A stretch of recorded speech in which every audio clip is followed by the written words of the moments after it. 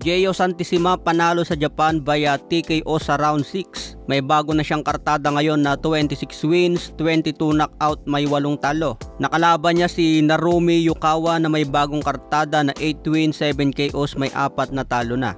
Maganda naman ang bakbakan nila, palitan ng suntok mula round 1 hanggang round 6. Pero pagdating nga po ng round 6, napuruhan na itong Hapon.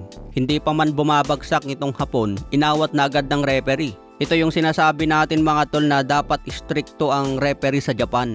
Kapag nakita ng tinamaan ng solid ang Japanese at medyo delikado na ang kalagayan niya, dapat ihinto na dahil sunod-sunod na ang namamatay na Japanese boxer sa Japan. Kaya itong nangyari kay Gio Santissima mga tol, inawat na agad ng referee kahit hindi pa bumabagsak. Kaya nakuha ni Gio Santissima ang panalo via TKO sa round 6. Dahil sa sobrang pag-iingat na ng mga Japanese, inaawat na agad ang laban kapag nakikita ng napupuruan ang boxer nila. Mas mahalaga sa kanila ang buhay mga tol. Kaya congratulations kay Gio Santissima sa kanyang malupit na panalo. Sa ibang dako naman, Oscar Valdez na may bagong kartada na 33 wins, 24 KOs, may 3 talo. Panalo din via unanimous decision kontra Richard Medina. May bagong kartada ito na 16 wins, 9 KOs, may 4 na talo. Umakyat na kasi ng division si Oscar Valdez sa super featherweight. Kaya yung lakas niya mga tol, hindi na katulad dati na malakas din talaga at pinapabagsak ang kalaban. Sa ngayon may edad na 34 na si Oscar Valdez. Natalo lang siya kay Shakur Stevenson at 2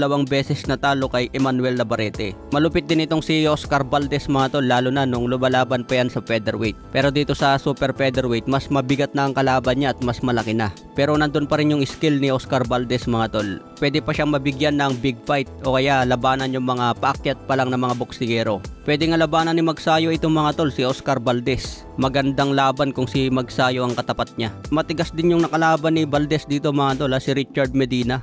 Kahit tinatamaan ng solid, kaya niyang tanggapin yung banat ni Valdez. Bata pa kasi itong si Medina, 24 ang edad.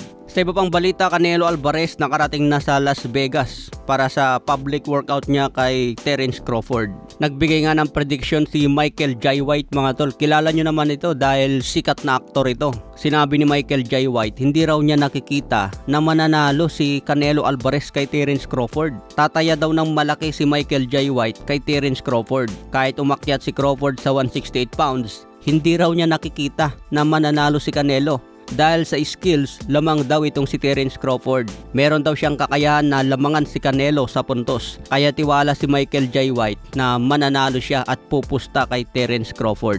Okay mga tol, abangan natin yan sa September 14.